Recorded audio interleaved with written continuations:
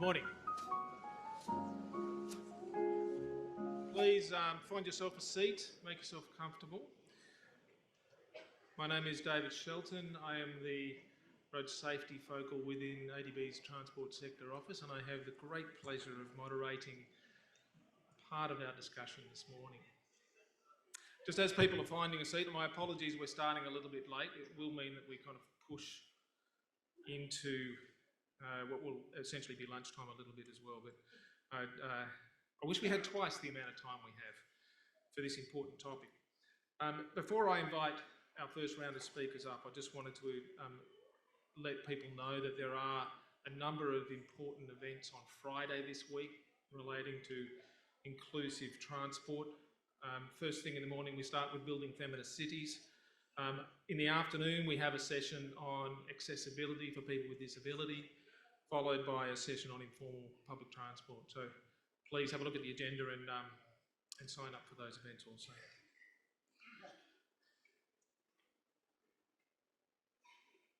Okay, so as we know, transport can be an enabler or a barrier for people, and the transport as a barrier experience is, of course, is far too often especially experienced for women, for young people, for people in low income groups, and for people with disabilities.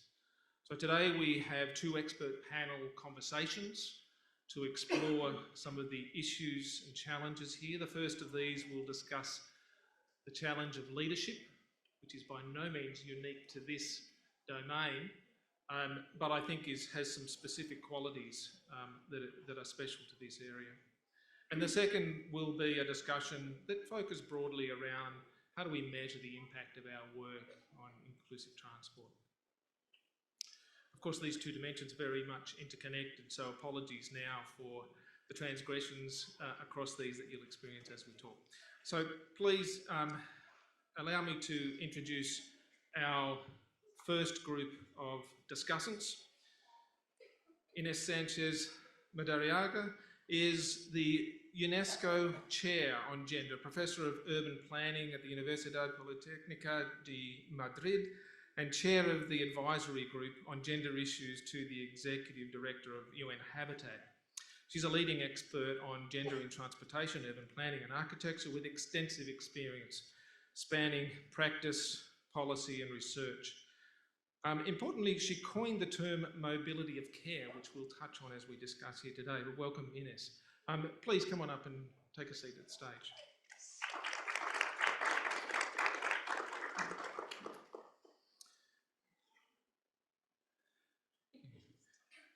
Anywhere is fine, Inés, please. Ansu Tumbahangfe is from Nepal, visiting us here in Manila.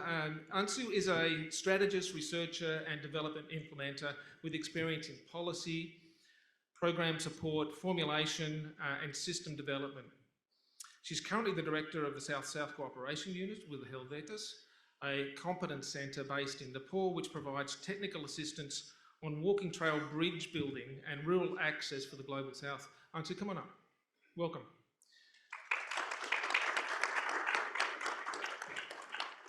We also have Sheilah Napalang here.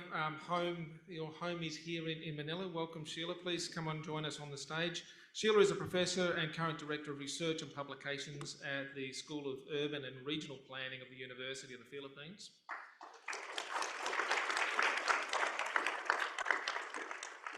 And at ADB, our own Samantha Hong. Welcome, Samantha. Sam is the director of ADB's Gender Equality team. And she provides leadership for advancing gender equality across all aspects of ADB's operations and knowledge work. Thank you for joining us, Sam.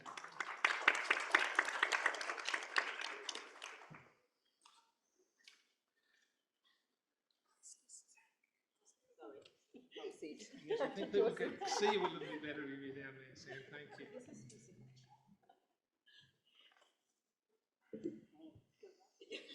Okay, so let's get started, and I should add this is intended to be a conversation, so you will find that answers perhaps start from questions but can go anywhere, which is one of the delightful things about conversation that we enjoy. So let me start then. A question for yourself, Inés, as a starting point here. And as I was doing some research for this discussion, I noticed that Spain, in fact, gets accolades as ranks number 4th in gender equity in the EU. However, it has not always been the case, and there's been some rapid improvement in the past 5 to 10 years. So perhaps an opening question for yourself is, what's been happening in Spain that seems to be turning the tide? Is there a real turn in the tide? And are there lessons there for us here in Asia? Thank you so much. Yes, in Spain we have had a very rapid change, which has happened, I would say, over a 20-25 year span. And I would say that the motors behind that change has had like 3 locus of occurrence. The first one would be academic research, production of knowledge, of intellectual frameworks, of conceptual frameworks, of empirical research on women in the built environment, on gender issues in the built environment, transportation and planning. The second is the feminist movement. We have had a very strong feminist movement that has pushed institutions from outside. And then we have had feminist people working in institutions, in political positions and in technical positions within institutions. So it's strategically located feminists working in these 3 positions that have pushed for change, also working in networks, supporting each other. Very few people at the very beginning, and in our specific field, which is my own work. I started working on this and created the first research group in Spanish, probably European and also beyond, academic research group addressing gender and women issues in the built environment in planning and transportation 25 years ago, which has been transformed into the UNESCO chair 8 years ago. And then I worked the state of play, what had been done in terms of both research and practice in the 1980s. There had been some experiences in certain countries which had been stopped. And then I was called into government, and from government I was twice in the cabinet of ministers, the minister for the built environment and the minister for research and innovation the second time. Total of 8 years on 2 occasions. And from those positions, I was able to write into the legislation. And I cannot stress how important legislation is as a framework that allows change and that sets the possibility for policies, for programs, for projects. Also did some initiatives, projects when I was in government, then went back to university, very short time, back to government, and then because the policy framework and the public opinion framework, public opinion had changed in those 20 years, and there was a legal framework, then around 8 years ago, I started to get all these calls from different governments saying, we want to do this, we want to do a new legislation, we want to do programs for planning at the regional scale, at the municipal scale, at the local scale, regeneration programs, refurbishment of train stations, transportation policies, the gender equality plan of the ministry itself, the gender equality plan of the Professional Association of Architects. And in these past years, we have moved to implementation. So from research to implementation, but it's been a 25-year span of time. Yeah. I could go into more detail afterwards. Yeah, thank you. We'll come back to that. Thank you very much. I'd now like to jump across to yourself, Sheilah. I have an important question for you, and I'd like to perhaps couch it in, so I am an engineer by profession. I've spent a career working in road management. I note you are also an engineer. That's, I think, an important point to make here. But it seems to me that, well, certainly through my studies, there was very little content on issues of equitable access. And to a great extent, what we have here today is a dialogue of catch-up. We are really trying to catch up right across professions, multiple professions, not just engineering. And I note from a quote that you are claimed to have said in an interview last year that transport is so much more than what we can address by engineering and infrastructure, and that transport needs a care component for the people. So perhaps you can tell us a little bit more about your thinking on this. Thank you, David. Actually, when you sent me the question, I was actually thinking, what interview was that? Because I am a licensed civil engineer, and if I said that, it must have been said with utmost respect for the profession. I'd like to just say that. But the reason I said that is because when you talk engineering, you talk about precise measurements, and you talk about, almost uniformity. And transport is not that. Transport, when you talk about it, is a no-size-fits-all, it's a no-size-fits-all system. I'm actually fangirling because Inés started the mobility of care. So for instance, if you think about the travel patterns of men and women, men have men have fewer trips, but longer trips. On the other hand, women have shorter trips because of care responsibilities, and normally they are taken off-peak. So why is that important? Because when you talk of transport, you always talk about peak conditions. You always talk about, optimization of peak conditions. But see, you forget this particular facet, that off-peak is also equally important for women who have responsibility of care. If you take that beyond the gendered transport, you can also talk about passengers with limited mobility. Now, UNESCO actually talked about them. What does that mean? That means that, of course, when we talk about accessibility, we always talk about, people with disability. But it's actually more than that. It can also be a life stage, like I'm, senior citizen, or it can be a travel impediment. Like, I have a lot of luggages. I carry 3 small children, right? And so therefore, the limitation of transport should be taken beyond the gender perspectives. So when I said that, so I'm going to go back to that. When I said that, I was actually saying, more than the projects, let's focus on the process.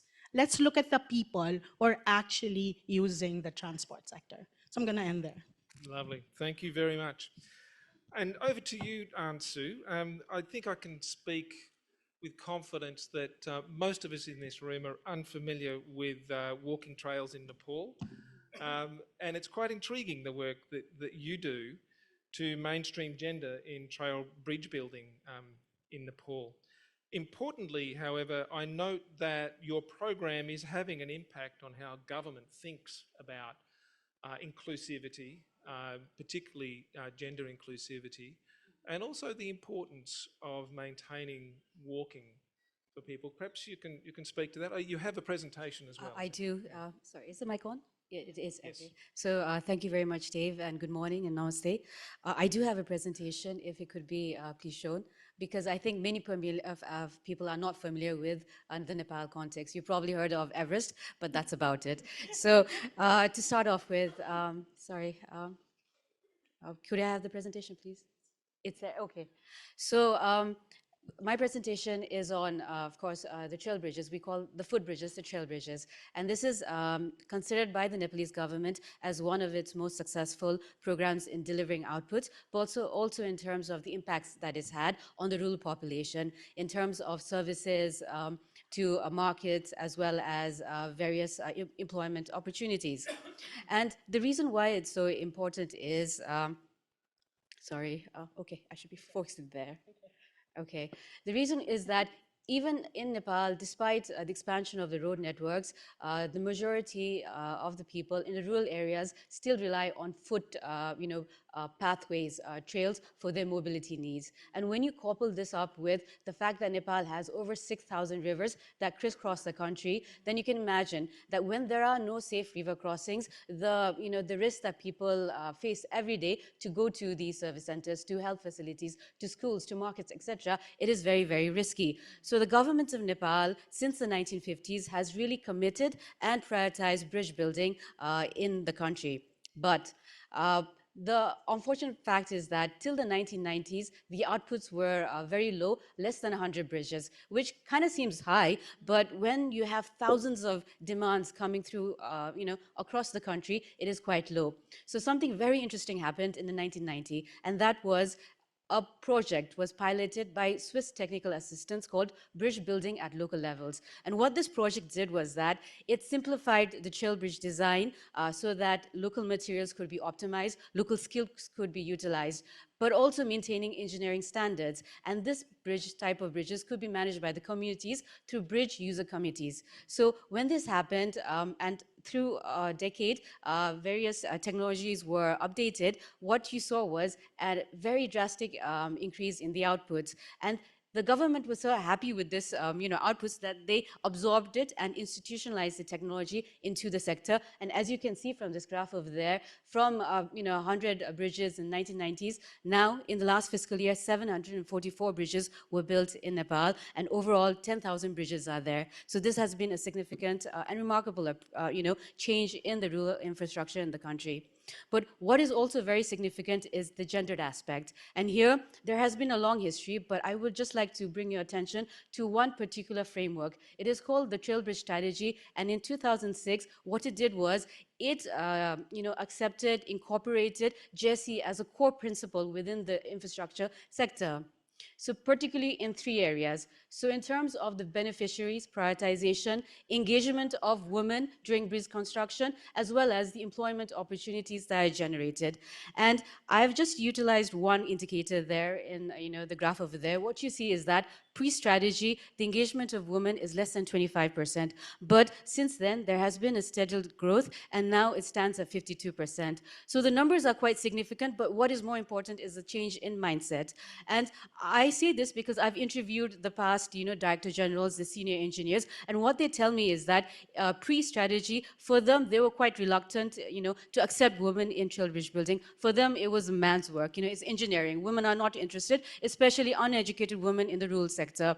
But what we were able to show with the BBL project was that we demonstrated with evidence that when you involve women, the outputs don't decrease. In fact, they actually increase. And not only that, in terms of governance, transparency, there is much more improvement. So this was able to filter into the discourse at that time and actually have an influence on the policy level.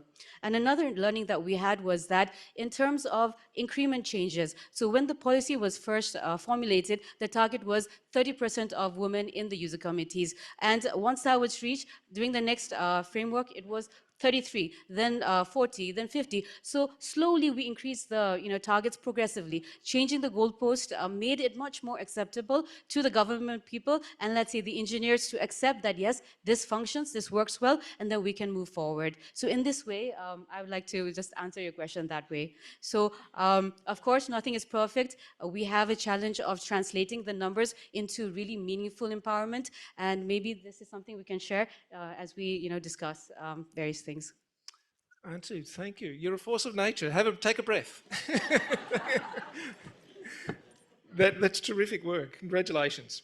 May I now please turn to you, Sam. So your team works on gender issues right across the bank here. Could you please share with us perhaps some of the highlights of ADB's work in gender equality? Sure, Dave. Good morning, everyone. It's a pleasure to be here, and I think it's quite good to come after my 3 co-panelists because there's a bit of all the above that I'm going to say. And I think I'm also going to tell you a little bit about our journey. So I think where we are now is that ADB, we place a lot of emphasis on gender equality through across the board, all our sectors. And that's enabled by corporate targets and corporate mandates. So primarily we have gender equality as one of our 7 operational priorities bank-wide. And we apply that to all our projects through a 4-tier categorization system. And so for the transport sector at a policy level, we recognize transport primarily as an enabler for gender equality in terms of access, jobs, economic empowerment, access to services, etc. And we're quite proud that as of last year, across our transport sector portfolio, we have been able to integrate gender designs into over 80% of the project. So that's a big achievement. But it hasn't always been that, and that gets the journey part.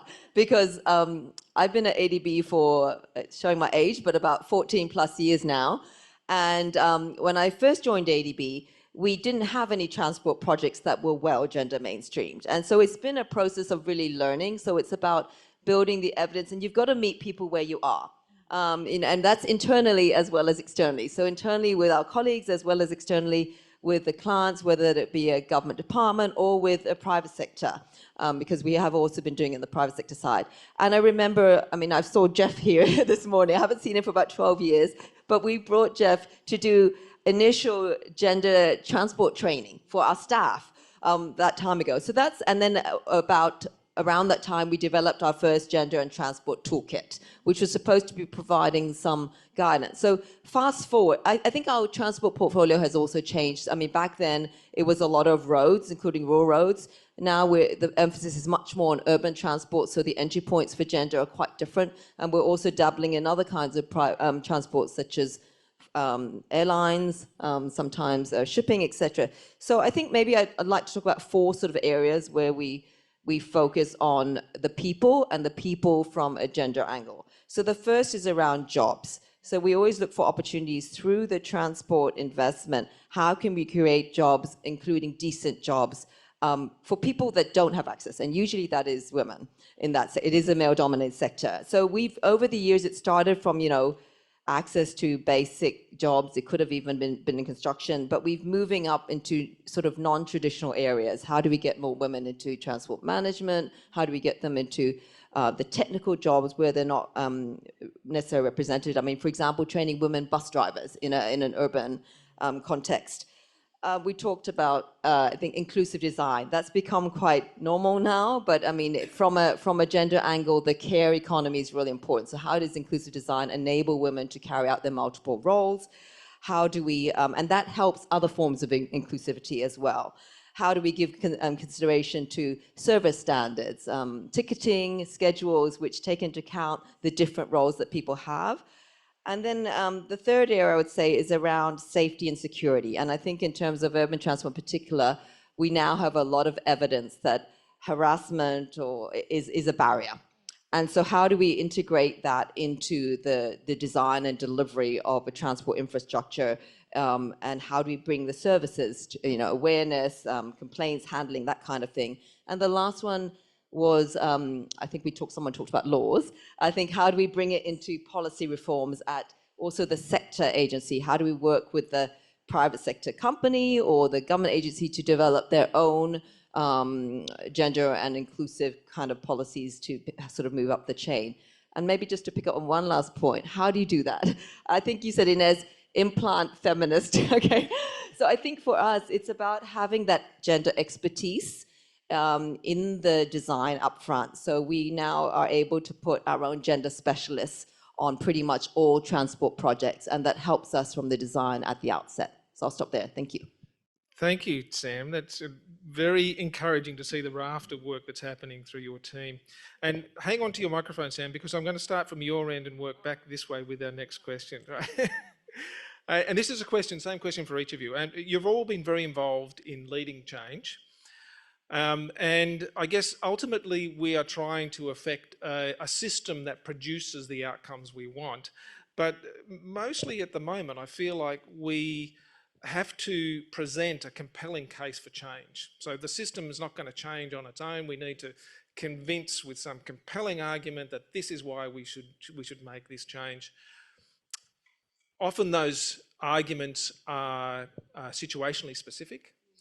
And I'm very curious to hear about your individual experiences in what you've found to be effective in arguing the case for change.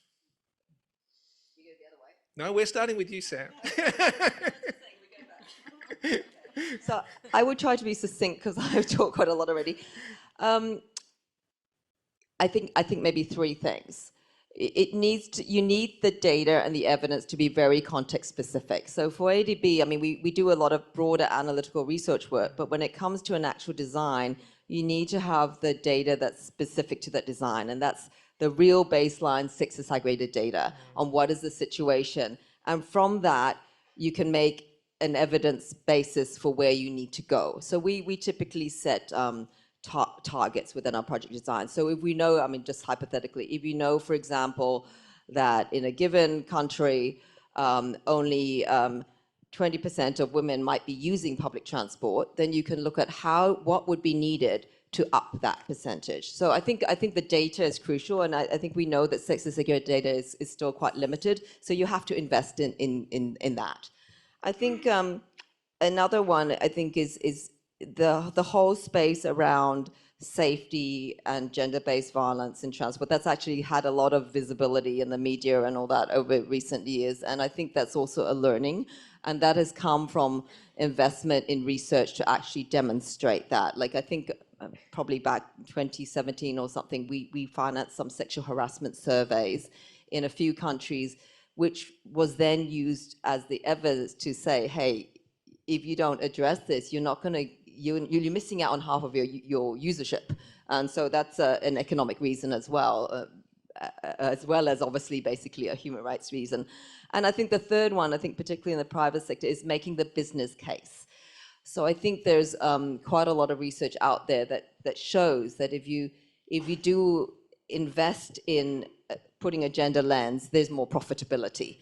So you've got to build that that sort of argument, particularly if you're working with private sector clients, and that's at a overall level in terms of profitability. But it's also at a level of you're not tapping the full expertise. So if you can, you need to train a broader spectrum of people to bring in the maximum expertise to enhance the field of whatever operation you're in. So I'll stop there. Thanks. Well, thank you, Sam. Sheilah? That's actually a hard question.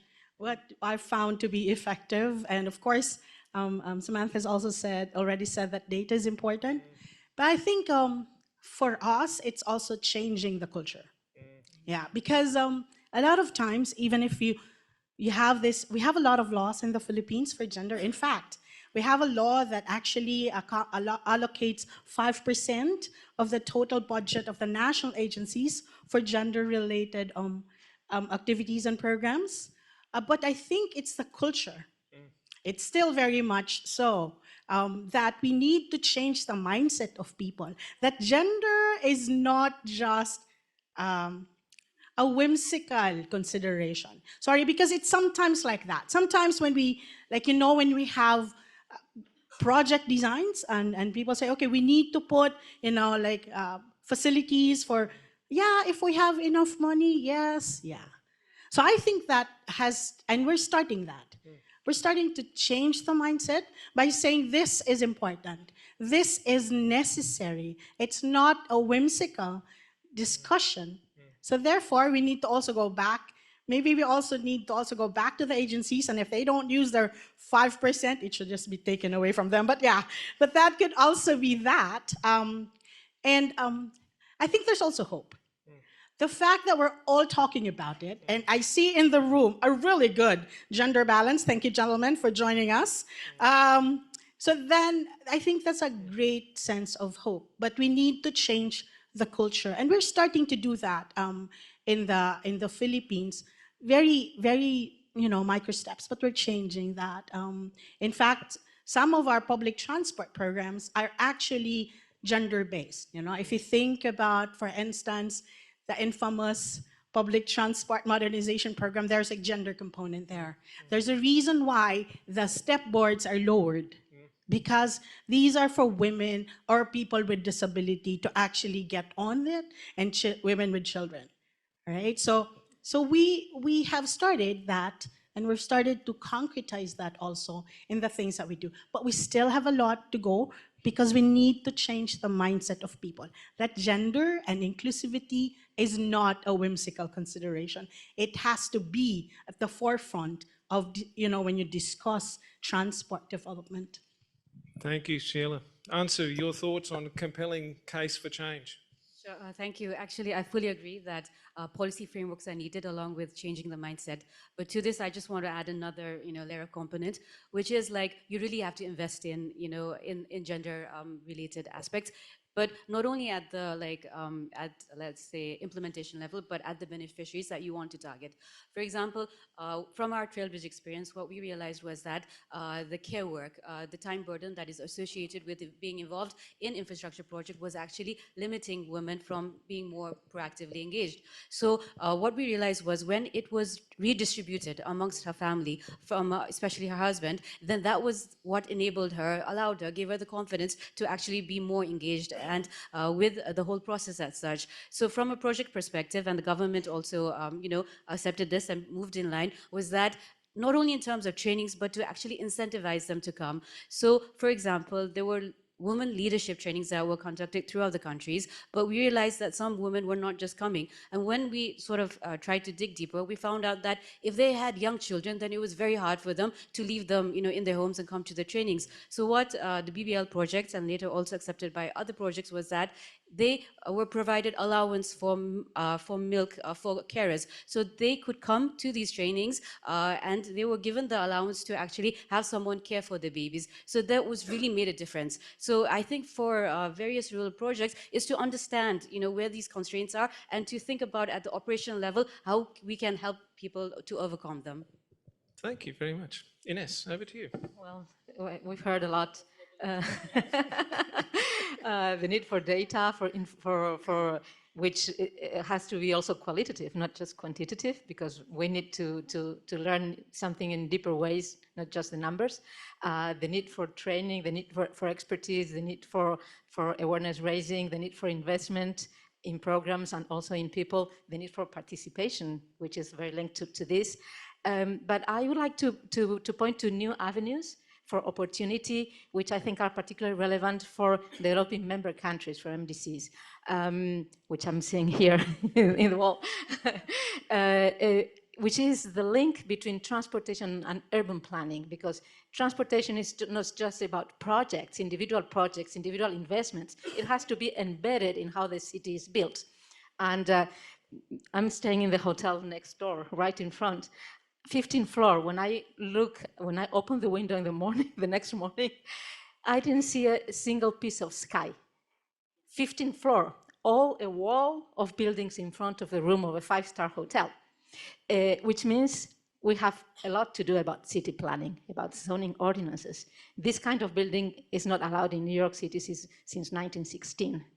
Because of the zoning ordinance, which requires setbacks. So I would say that developing member countries have the opportunity to link transportation and urban planning, which implies public space and sidewalks, which is so important for women on the last mile, at the same time, because as they are building their planning systems, they can build into the way the planning systems are built everything that is related to women's needs in the cities. So I think that's an opportunity for developing member countries, and that's something that will also improve the impact in terms of gender equality of transportation investment and transportation projects that embed a gender perspective into their design and implementation. Thank you, Inés. Thank you to each of you. Very interesting thoughts there. My next question is, I think, relevant not only to transport inclusivity, but it's certainly relevant in my area of road safety, and it's relevant in climate, and it relates to the challenges that we have in working across the agencies of government. In fact, most of the issues that we find ourselves discussing here today are either unassigned across agencies, or if they are assigned, they sit at the second or third tier of priority within agencies. So we'll get to things like inclusivity once we've actually ensured that cars can move fast enough freely at all times of day, that sort of thing. Or if we can save enough travel time, then we can afford to kill a few people. My question to you is, I'm looking for insights here about how do we effectively bring the siloed agencies of government together to focus on these complex integrated challenges. And Inés, may I start with you and then perhaps Sheilah? Well, I would say that top-down support in any organization is very important. When at the beginning you asked me about how the gender equality agenda was implemented in Spain, one very important aspect was that at a certain point in 2005, we had a feminist prime minister. That was 20 years ago, feminist prime minister. And he had for the first time a gender-balanced cabinet of ministers, half women, half men, in 2004. 2004, 20 years ago, and in charge of implementing a gender agenda. And so, for the first time, this was a top-down priority. And when there's this top support from the top from the head of any structure of government, then you can locate the gender equality policy at the top. This has certain setbacks because it's a bit fragile politically, but it certainly has an edge in terms of what you can do and how you can do it. And it can provide a very strong possibility for advancing more rapidly. Of course, there are ways to protect this if you then build it throughout the structure of government, the gender units, and the mechanism for coordination. So I would say that's a very important thing that can have a strong impact. Of course, then there are so many other things that you need to do so that government agencies don't think in silos. That's why I was talking before about planning and transportation. This is a very big pending thing around the world. Joining urban planning and transportation, and I think that's at the core of what should be looked at in our particular field of action. And well, you need to have people working together to set specific projects that join them. You can start with some softer policy measures. There are soft policy measures that can make people start speaking the same language, which is also another very important thing, that we need to understand each other by speaking the same language and forget certain very technical jargon. I was telling Dave yesterday that some years ago I asked a few professors of planning, where did the term compulsory travel come from? None of them was able to tell me how this term came into being, and it's such a matter-of-fact thing in any transportation. So I said, well, we have to get rid of this because it doesn't correspond to any reality of how people travel, and it's very gender-biased, compulsory travel. I won't explain it now. So language is a big thing, I think, like for building a strong foundation of this breaking of the silos. Thank you very much. And over to you, Sheilah. For the Philippines, I can think of two things. First, of course, in 2019, climate change became a rallying point for transport because the transport was taken to be the third largest contributor for GHG emissions. So therefore, in the nationally determined contributions, unconditional, transport actually submitted 4, and 3 of which are public transport initiatives. Now, of course, when you talk about it, included there, again, is the public transport modernization program. So that became a rallying point, and that also, we now also coordinate with the Department of Energy. And towards this end, the Department of Human Settlements and Urban Development is the one in charge of the comprehensive land use plan, came up with a policy, right, for transit-oriented development, or just to break, just to have communities around transport hubs. So in the Philippines, there's now a convergence, as slow it may be, but there's a convergence of transport, climate, and land use. And so that's actually how we can do it, by looking at, I think how we did it in the Philippines, by looking at a specific issue that we would like to address. Another rallying point could also be, because in the Philippines, in all the national agencies, we're supposed to have, we have a Gender and Development Committee, right? And they are tasked to actually make sure that gender issues are mainstreamed into their programs. So that's another way of making sure that we work together. And this is under the Philippine Commission of Women. And of course, the budget. The budget, that 5% allocation, that can also be used to actually make the agencies work towards more inclusive transport. Thanks very much for that. It's important people to know, I think, some of the progressive policies that are in place here in the Philippines. Thanks for sharing those. Sam and Ansu, would you like to add anything to those responses? Yeah, maybe just very briefly, because I think from the perspective of a development agency like ADB, it's about facilitating those links to those hooks. So, looking for, in every developing member country, there would be some kind of national policy or commitment around gender equality, and quite often they cut across sectors. So it's making sort of the link to that when you're working with any given sector, how are you helping that sector contribute to the national commitment around gender equality.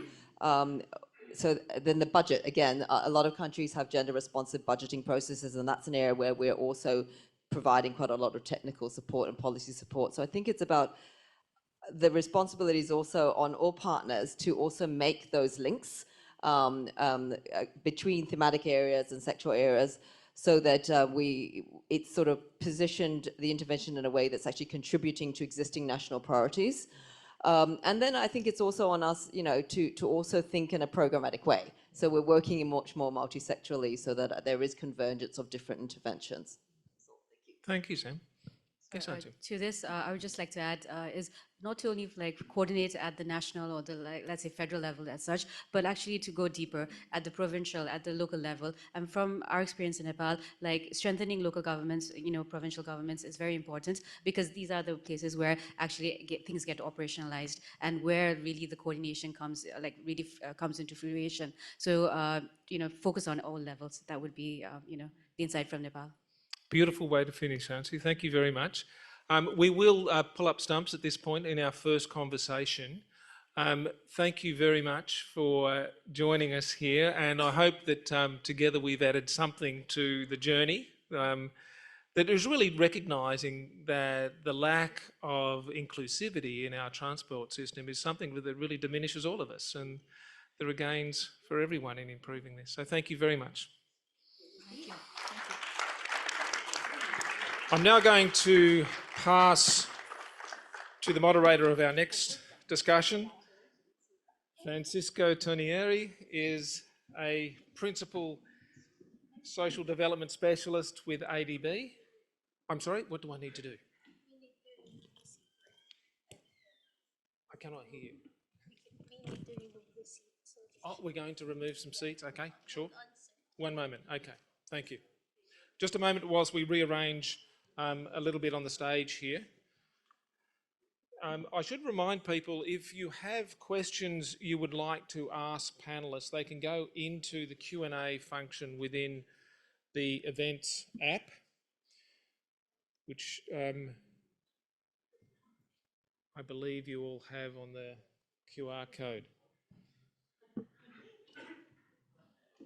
I better get out of the way here by the looks. Excuse me.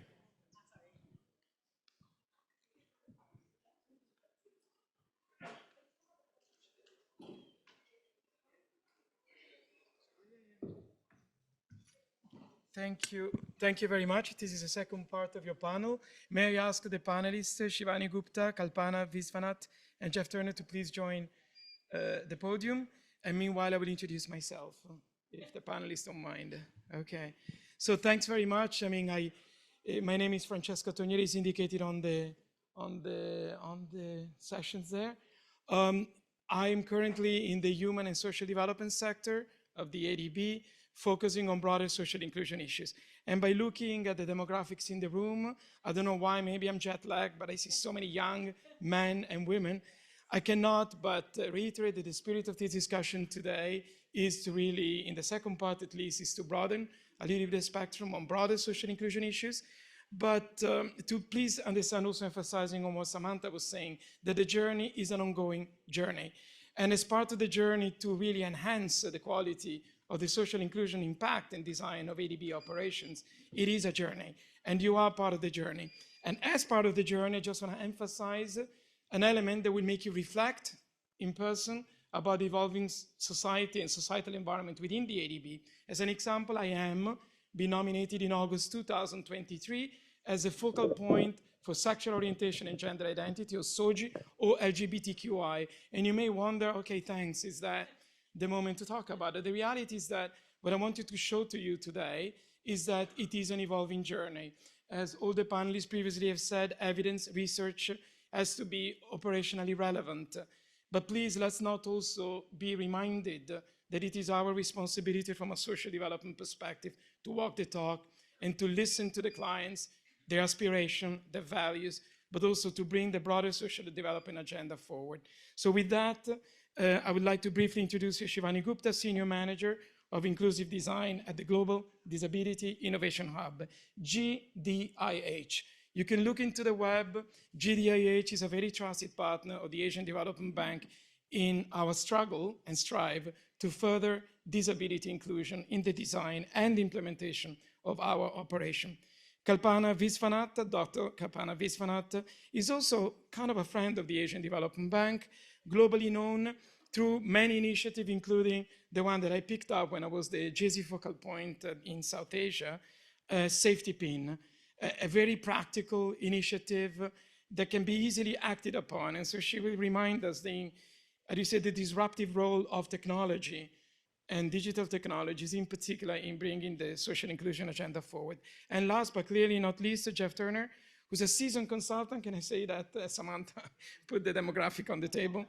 But we're all standing in that kind of area.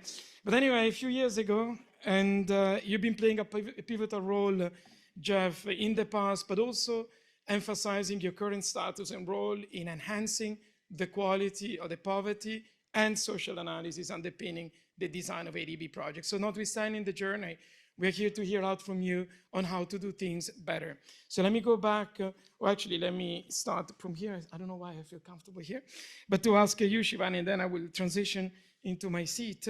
You know, the inclusive design and universal access agenda is pretty much solidly on the table in ADB and beyond.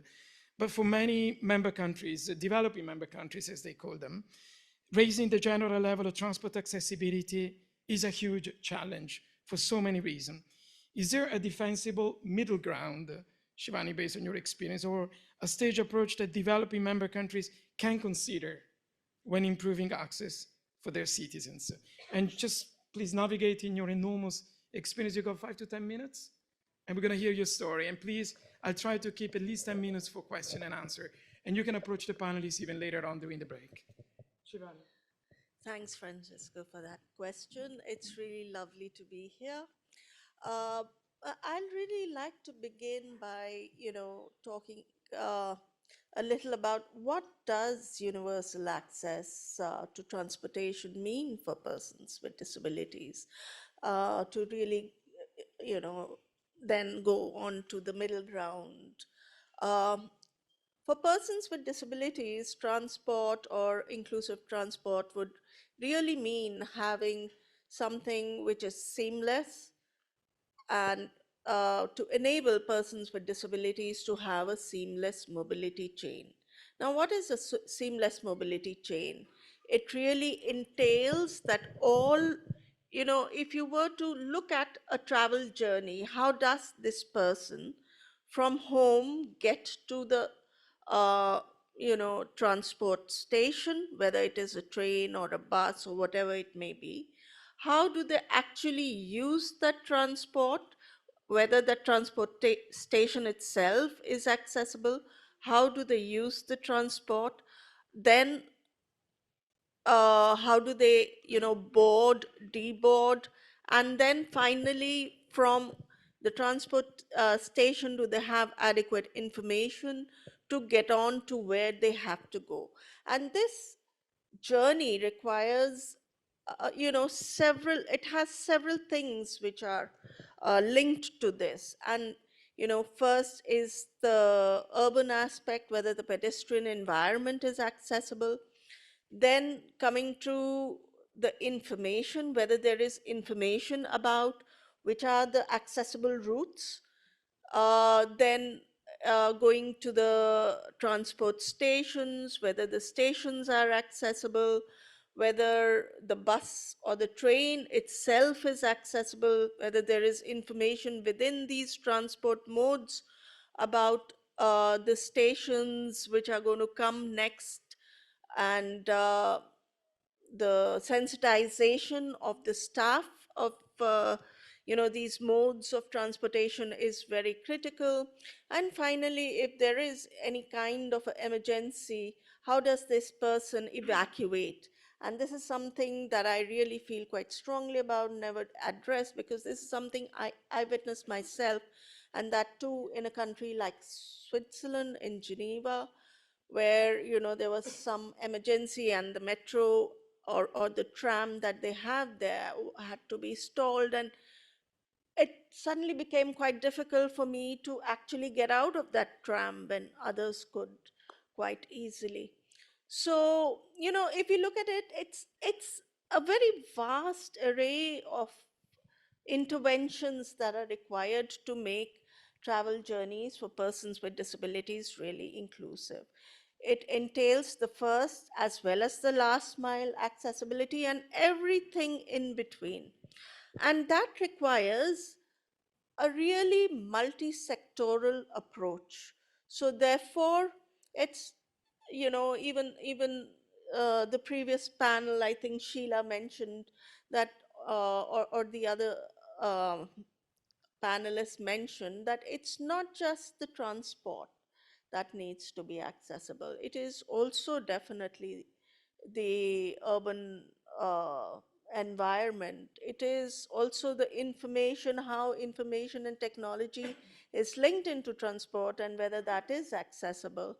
So it really requires a multi-sectoral, multi-level kind of approach. But what we find, and this is what, like the recommendations or how we see a middle ground, is really based on a research that GDI Hub undertook in 6 cities across 6 countries in the global south. And what we really learned is that it is the siloed approach of the government which makes it really difficult to create this seamless system that is required. And there isn't as much attention paid to the first as well as the last mile, which are really, really critical to make journeys accessible for persons with disabilities. There was also opinion that governments find investment in making transport accessible expensive. And if I may, echo from the previous panel, perhaps if they had the finances, they'll do it. And many times they look at it like, okay, if we are changing our buses, maybe make 20% of it accessible right now, and we'll, slowly progress at making the transportation more accessible. But frankly, making it inclusive is also an economical way of going about things. It is not expensive, it is more economical, I would say, because retrofitting is super expensive.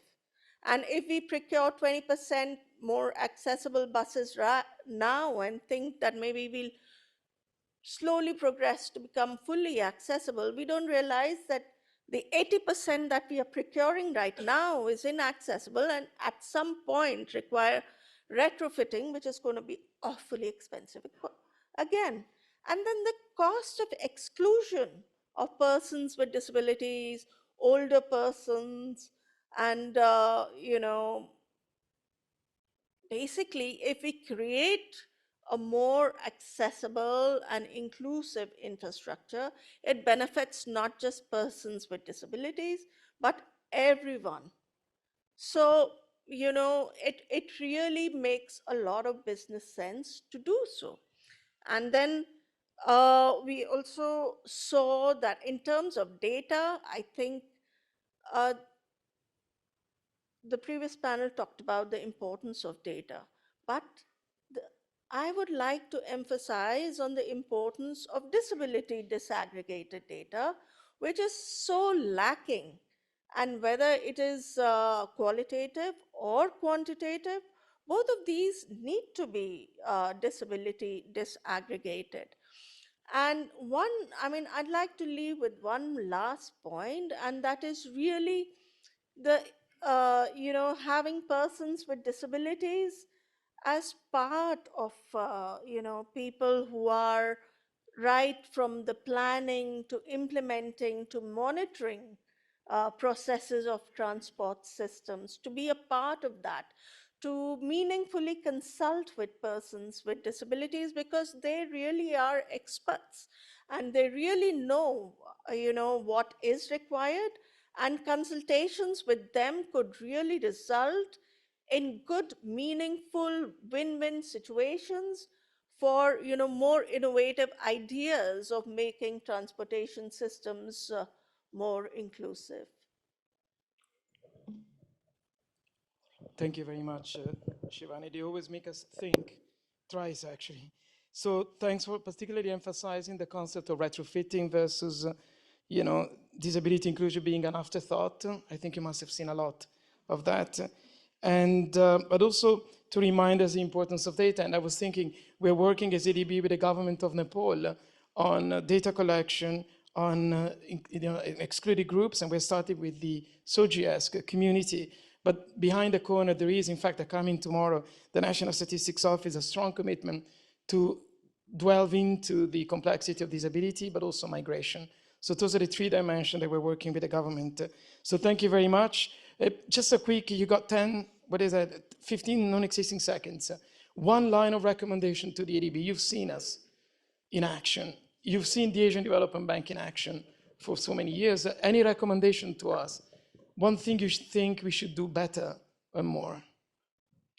Well, I think just building in to the system the culture of inclusion. It should not be like, okay, we have persons with disabilities coming, so let's try and build in inclusion. But it should be inbuilt in everything. I mean, there is no harm in having inclusion built in at all moments, whether or whether not you have disabled people. And that would be, the one thing I would like Thank you. to So say. addressing system, that's actually echo well and paved the way for the introduction of Jeff Turner. Once again, you can see his profile online. He's been closely associated with ADB and many more development banks. So Jeff, help us out a bit. Where are we standing? Can you help us demystify, the importance of transportation from a social inclusion perspective? Are we doing well, or could we do better? Thank you, Francesco. And I speak from a perspective of someone who's trained as a transport planner and transport economist. I've years of experience of doing consultancy and research within the transport sector, and I'm an occasional educator of the future generation of transport professionals and planners. So from my perspective, I would argue that understanding the nature of poverty and social exclusion and its connection to mobility, the connection to accessibility to services and opportunities within a specific place, within the specific nature of institutions, economic realities and social practices is something that can help and will help how we design and develop our transport investments and our transport projects. It's that connection to the ultimate design and detail of transport projects that I think is the link. It can help in a variety of ways. It can help in how we prioritize the sectors and subsectors to which investment in the transport sector can be directed. It can help within those subsectors of targeting and directing investments towards delivering an objective of poverty reduction, if that's our objective, and ultimately it can help in the detailed design of the reality of transport investments and transport projects. So, for example, yesterday we had a really interesting discussion in the plenary sessions around the remaining need for road investment and a concentration on road, particularly within what the ADB was saying. What we have from research and evidence, both from the development banks, from UK aid contributed over many years, but lots and lots of academic research, that there are clear linkages between the investment in rural roads and poverty reduction. In terms of a sector, if you're going to drive your investment towards poverty reduction, the evidence points to rural road investment as doing that. And the Asian Transport Outlook that was talked about yesterday, the latest one, highlights that there are nearly 1 in 5 of the Asian Pacific region population, over 400 million people, still more than 2 kilometers away from an all-weather road. And we know, and in fact the ATO says this, that there's a clear link between the lack of a physical access to economic and social services that rural roads deliver, and the level of impoverishment of those communities that have that access. It's also been, it also needs to be remembered within that, of course, that as the slogan once was many years ago, roads are not enough.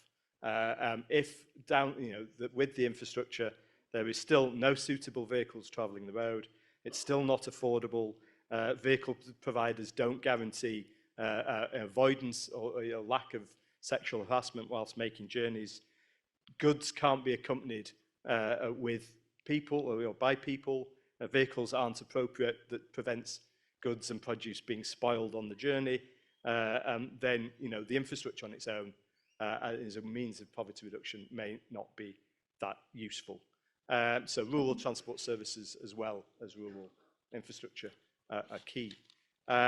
Also, and Dave will know this very well, there is substantial research that highlights the clear link between road crashes, road deaths, road serious injuries and poverty. There was a classic piece of work done by the ADB that perhaps needs to be reinvigorated by other organisations that highlighted from a qualitative perspective poor households across a number of South Asian states were interviewed. Those poor households that were interviewed, half of them were not poor prior to the happening of a death or a serious injury of a member of those households. So, if you're looking for a clear link between the transport sector and poverty reduction, improving your road safety may very well be one of those targeted areas.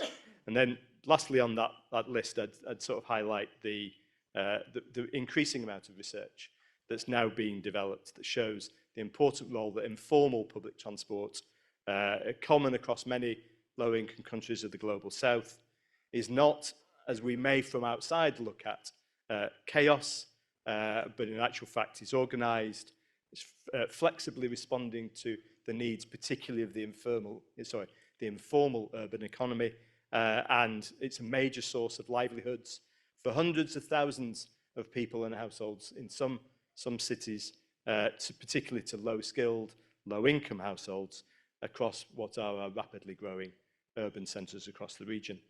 And so the transition of those important parts of the public transport system in our discussions around decarbonising, in our discussions around modernising public transport for sustainable mobility, then understanding the complexity of those informal transport systems can be a key assistance. And in fact, we're going to talk much more about the detail of that on a session on Friday afternoon.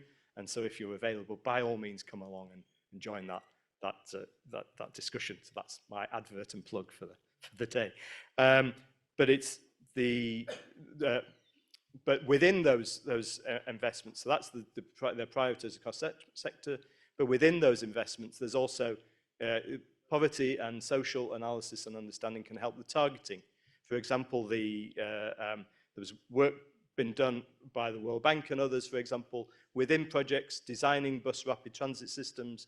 They've taken a GIS, a Geographical Information System, accessibility planning approach that identifies where the low-income communities across urban areas are, how accessible key services such as hospitals, education institutions and key employment areas, and then use that to drive the route selection and the route design along on BRT. So that targeting is really quite key. And then really the detail and the serious business of the project design and the infrastructure design.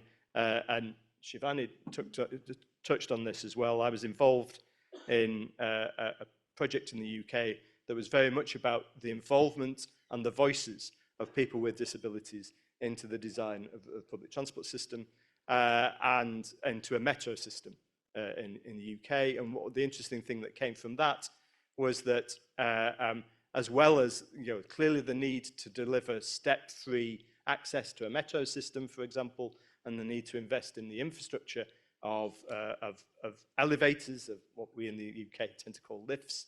It was also what came from that voice of people with disabilities was that's a key stage, but not the only stage. What's actually vital is the maintenance and the upkeep of that infrastructure, because without that maintenance, then the investment is worthless because the access cannot be maintained, daily lives cannot be delivered, everyday journeys can't be delivered. So it's that voice is also quite key.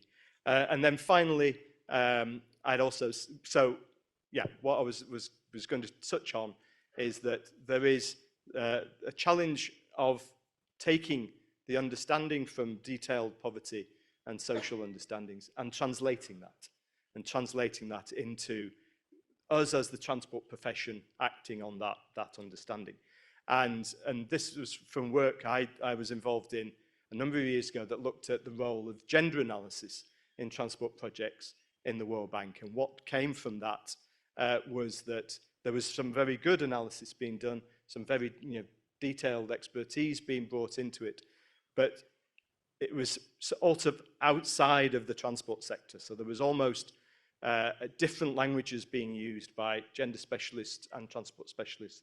There was almost a passing of conversations and a disconnect in the understanding between what's the impact of this analysis and the detailed design of transport. And so what we were arguing for, and I have for some time, the transport profession and the transport sector themselves need to develop within their toolkit that understanding from poverty and social understandings of the transport sector, rather than having someone else do that for you. And that requires skills. For example, here at ADB, I'm assisting in developing the crib sheets, the tip sheets, checklists for projects and for project staff. But we also need to concentrate on educating the future sort of profession of having not only good engineering skills, but also good multidisciplinary social and poverty skills. And I was involved in an ADB project in Uzbekistan the last couple of years, where we helped, ADB-funded technical assistance helped redesign the engineering curricula for the railway engineering courses at the Transport University there, and inbuilt social and environmental and gender understandings into the translation into the railway engineering. And the interesting thing was that was incredibly well received by that future generation of students and engineers. So that's so I think in that sense, poverty and social analysis has a very useful tool and a very useful contribution to how we as a profession do transport design and practice. Thank you. Thank you, Jeff, for reminding us all that we have the key of the poverty and social analysis. It is, as social development people, our responsibility to not only deliver a quality one and to act on it for a more evidence-based approach to design. But also, I think we need to start learning from our mistakes with greater attention to impact evaluation. I don't think personally that we've done a few. I know some of my colleagues, even from Sri Lanka in the room, have done some attempt at impact evaluation, and you learn a lot. Now, let's move to, obviously, Kalpana, last but not least, we will be fascinated, at least I have, by your Safetipin initiative over the years. The power of technology. I have to say at the beginning, I was like, can technology be really helping so much? And then, of course, we realize it can. But also, not only the disruptive role of technology, but it can sort of leapfrogging a little bit the current status of things. So can you walk us through your experience in Safetipin and beyond? I mean, the floor is yours, into the meanders of technology, disruptive technology, and the way it affects the lives of people. Thank you so much. I think a lot of very interesting things have come up in the entire panel, so I'm not going to repeat that. I would like to really focus on 4 key things while I speak, and I will begin with technology. So Safetipin is a sort of a social organization where we are very keen on producing and generating and collecting data that can make a difference in the urban and transport sector. And so when we talk about data, it's not only data that is officially generated, because that is important. We need data that governments collect. We need data that, development banks collect. But what technology can do is it can help you collect ground up and user generated data. And I think that is something that there is a power to it. And while we work with technology, I'm also very clear that technology in itself is not always empowering, but technology can be harnessed to be an enabler if we use it, we develop it, we design it, keeping diversity in mind. I think that's the important thing, because technology can also be very isolating. Technology can be divisive as well. So I think technology today is it is so deeply part of our lives. It is also very deeply divisive and deeply problematic. We know that. During COVID, we all recognized that because of technology, we were not isolated completely. And I think that was a very, it was a moving recognition. But we also know today that social media has created very deep, deep divides in ourselves, in our countries, in our polities, and it has allowed a lot of divisive and even hateful speech on that is actually not working towards greater inclusion and diversity. So I think it is important to recognize that technology is an enabler. But along with that, I think what I'm hearing and what I'm seeing from the work, and I will share some of our examples before I close up, is that we've talked about women, we've talked about disability, but I think our cities traditionally have not been designed for the diverse set of users that actually use it. It has been traditionally designed for an able-bodied cis man who probably has a caregiver at home and is able to then therefore go in the morning, come back in the evening, and presumably all the children are looked after, all the elderly are looked after, and you just go home and food is ready for you. Now that world has changed. I don't know if that world ever existed, but certainly that Stepford Wives 1950s has gone. And I think we recognize that our cities are made up of all of us, right? So it's migrants. So much of our city is made up of migrants. This is an issue we need to talk about, because the way migrants understand and move about in a city is also very different. Now, if you're a migrant and you're a woman, if you're a migrant and you're a young woman, if you're a migrant and a young woman and have some disability. So we're talking about the intersectionality, which then, so when we talk about data, it's not enough that we say, okay, we have data about women, or we have data about disabled people. Which women, which people with disability? And I think poverty, the part that you brought up, we still know that in Asian countries, over 50% of people live in slum-like conditions, informal housing. So we're also talking about, the linkages between the different elements. And I think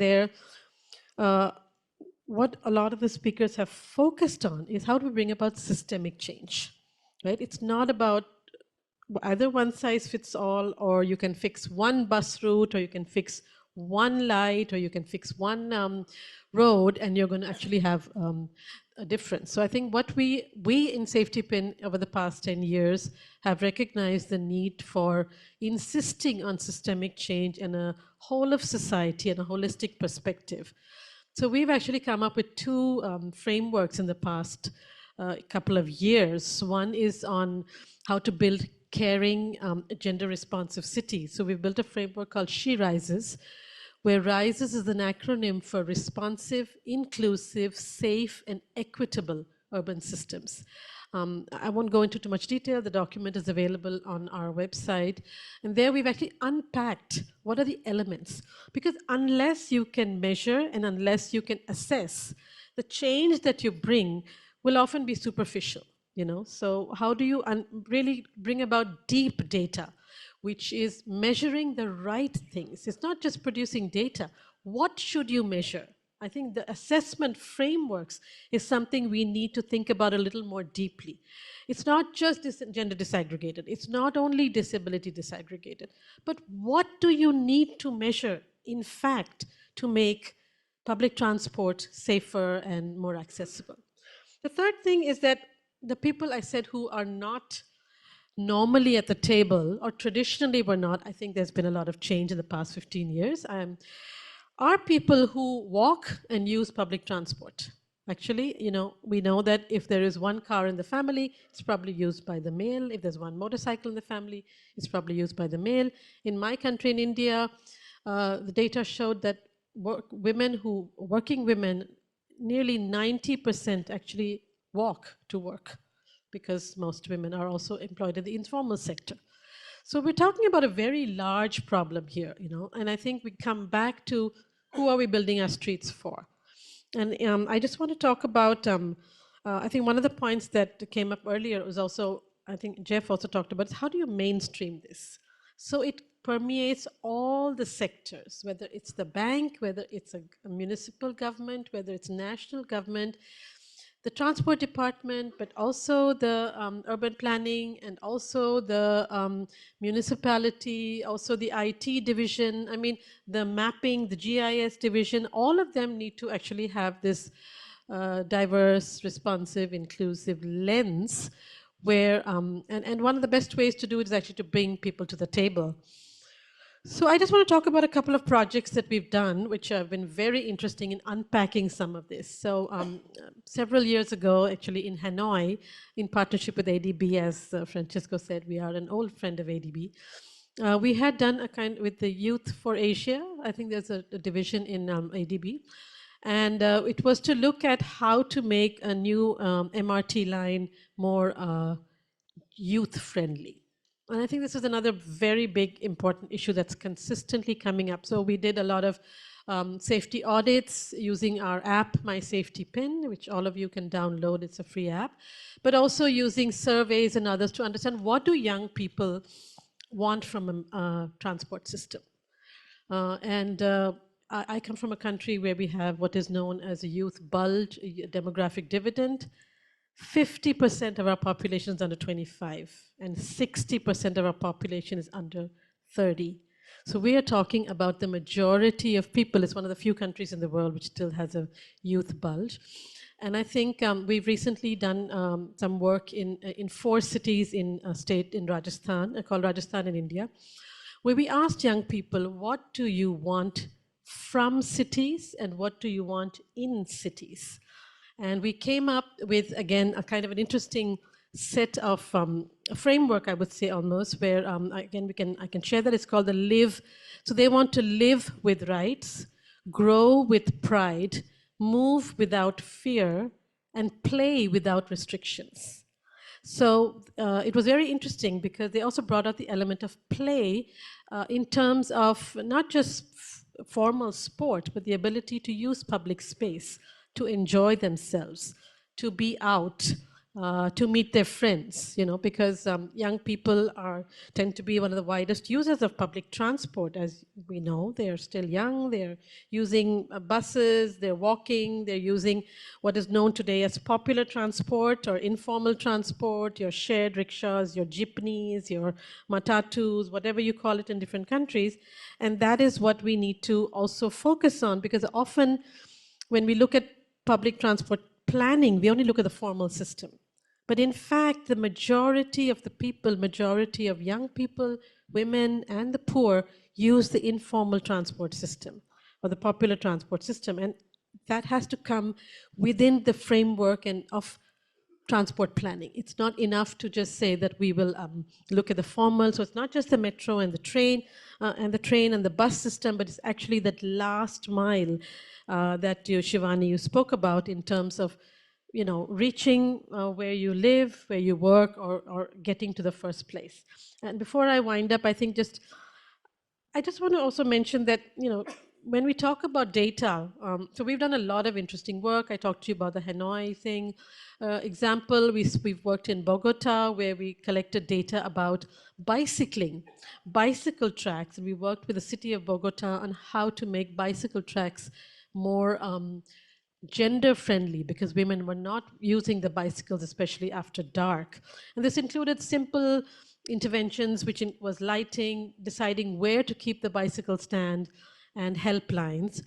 We've done some work in Chennai and in Kolkata where we've looked at hubs, like a bus terminal or a bus. And one thing we found is that bus terminals, if they do not have good public toilets, you are not going to have women being able to be bus drivers. So I think when we talk about, sometimes even the change that we talk about, we don't realize how much more needs to be done. It's like, oh, of course we want women bus drivers, but if you do not have the facilities, and I think a public toilet is a fundamental right. Many of our cities do not have good public toilets, and I think that is also part of transport planning. So I think we need to expand what we look at. We need to hear diverse voices. And certainly where I come from, we're realizing that the young people, the youth, are going, their needs, but also their vision of what a city they want. What is the city that you want as young people? And I think you need to be involved. You need to speak out and tell us, us with the gray hair, what is it we need to do to make things really more gender responsive and equal and youth engaging. That is my final point. We've been working for so many years, but when we went with the young people, this idea of play without restrictions, we don't realize how important it is to have public spaces where you can do nothing, where you can kick a ball around, where you can lie down, read, where you can romance, I think this is important. Cities are spaces of love, and we must recognize that. So, thank you. Thank you very much. So to conclude, I think the three panelists help us translating policy into action through their experience. Point number one, get the data, be evidence-based. As Shivani pointed out, do not retrofit, do not treat the dimension of exclusion and vulnerability as an afterthought, but to think about it. That's point number one. Perhaps, age, disability, social identities, or sexual orientation, gender identity dimension that intersects, as Kalpana pointed out, with gender, with the more traditional gender, where there is advancement in a binary way of saying it, but we can do better. Second point, let's invest in impact evaluation. Point number three, go beyond project, I think as Jeff amply pointed out, and let's target together programs and or systems. With that, we do have 5 to 10 minutes for questions. Now, these are questions or statements. If you make a statement, 15 seconds, so your neighbor can talk. And if you make a question, 15 seconds, that'd be great. And I'm waiting for 10 hands raised, starting from here. Come on, raise your hand. We want to hear your voices. I know you're hungry. Good. Please, we have one volunteer. Why don't you start? And it's nice if you can introduce your name and whatever designation you want to share.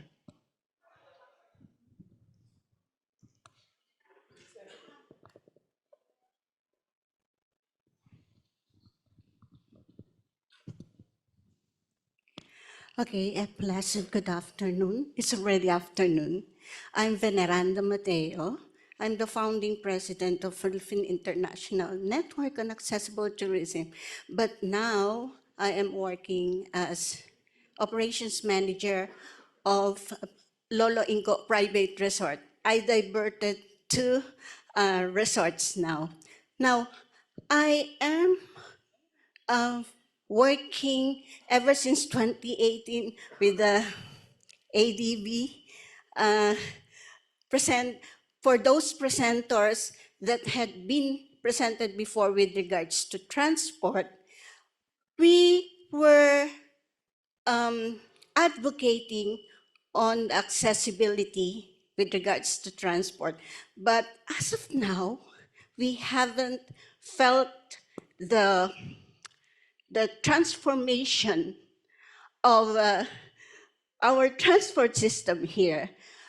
We have this carousel, and it was presented before. I think it was from Pakistan or one country who presented the system. And I said, oh, it's very good. We can travel faster and with ease. But the problem is, when it was implemented here in the Philippines, people like me with disability and those who are using wheelchairs cannot access it. So everything that has been presented here is always a dream for us. So I hope that this session, the policy to action, can give a solution to those problems that we are encountering. So I have heard so many presentations, and it was really very good, and it's nice to hear. For those other countries that are having development with regards to transportation, can this transport forum bring us here in the Philippines those development that you are telling you are developing in your countries? And can we feel it now? As a person with disability, and I'm also a senior citizen, I'm 68. So I'm I'm traveling and walking up and down the stairs of the metro, and it's so hard for us like me. And what about those with severe disability? How can they travel? And we wanted everybody to be inclusive with regards to jobs. How can somebody go to their work if they cannot travel? That's the big problem that we are encountering here in our country. So I hope this policy to action can give us some action. Thank you so much for the reminder. It's a very Thank you. solid reminder to all of us living in Manila and the Philippines. So thank you for voicing the concerns of many. Any other person who want to make a statement, perhaps shorter, if you don't mind? Yes, madam, or sir and sir. It seems like the questions are only here. Like a couple of more, and then in the interest of time, please be brief, if possible. Yes. Good afternoon, everyone. I'm Angie Mata from the National Confederation of Transport Workers Union Philippines, ITF. So in connection with her, it's not a question, I think, but for me, it is so timely with this transport forum because we are on the transition already. The Philippines is now, as you said, we are in the modernization program, which is the NCTU is advocating for the just transition. Yes, and also you mentioned about the inclusivity of the different stakeholders. Please include also the commuter, because we're always thinking of the transport sector, but also the commuters as well, and all those people involved. So maybe it's about time the people involved in ADB will look into the matter not only in the national level through government agency and private sector, but please engage in the transport worker sectors itself. Thank you. Thank you so much. It's yet another reminder of stakeholder consultation and engagement. There's a gentleman in the middle of the usual question asker. There's all from here. Thank you. Conrad from the ASEAN GIZ Summer Project. This is more just of a half-baked thought. We talked a lot about policy. I'm very much on the engineering front, and I've had to work on numerous projects that involve using pedestrian simulation tools, which essentially involves creating a digital replica of the real world. And the engineer, and well, basically what gets measured gets managed. And as the engineer, the data we get is often non-gender specific, which in some ways is a good thing, but clearly isn't, because different genders have different needs. And people in these tools are rendered down, watered down to agents. We call them autonomous agents moving around. And from the conversation, I'm just thinking a lot about the limitations that might have. And we need to measure people movements and people needs in a much more granular way, understand the percentage of women using the transport system at a certain time who may have kids with them, who may have different types of luggage, and get data like that, because if we can measure that better, we can better manage that and better design our infrastructures, say our stations, to accommodate for these real needs, instead of just simulating these autonomous agents who don't really reflect reality and the real needs. But just a thought on how we could better and should better use our tools to better reflect the needs of the different Thank you. Genders. For your and for GIZ presence in the event was very enlightening. I'm gonna call you by name, my colleagues there. No, nobody right or left, only in the center. I don't wanna make a political statement. But okay, hand it over to, are you relatively happy? So then clap. Shall we clap? Oh, okay. But it was not a good clap at all. So I take the benefit handing it over to our colleague for the final I'll represent for So the this more you side. clap, the more we finish, okay? Just a really quick observation. I think, introduction, my name is Vanessa Manuturi. I'm actually from Kota Kita. We're a nonprofit organization in Indonesia focused on citizen participation and urban development. We work with GDI Hub a lot, and I think my colleagues have encountered Safetipin, so it's really enlightening, and I really resonate with a lot of the comments made here, and also with the comment about granular data. I think what I think, reflecting on our work, the gap is in, and reflecting on the conversation before, is in how we can find that similar language. Because a lot of time for us who's working from the bottom-up perspective, we find ourselves having to prove to those with a top-down perspective on how to translate this sort of we could say sort of social, more qualitative analysis into the measurements that is understandable within the technical language.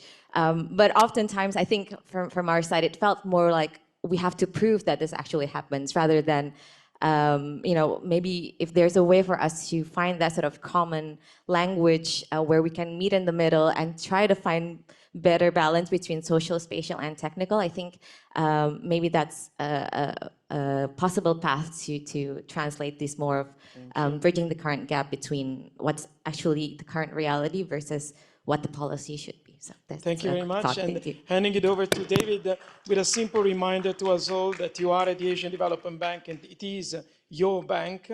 So I think your concern, be them project specific, whoever you are in the room, this is your bank.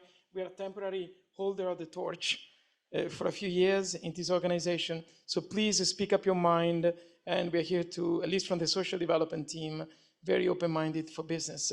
Handing it over to David, and thanks very much. If you clap stronger, then I think we conclude. Okay.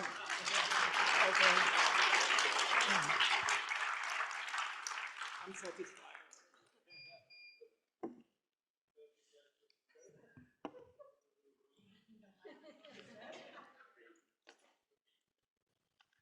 Thank you, Francesco. And I guess a special thank you not only to our lovely colleagues who have joined us up on stage here, but to everybody here who has stayed longer than the session was timed to go for. We really appreciate your engagement during this discussion. So let's all have a break and have lunch and work on the action side of policy to action.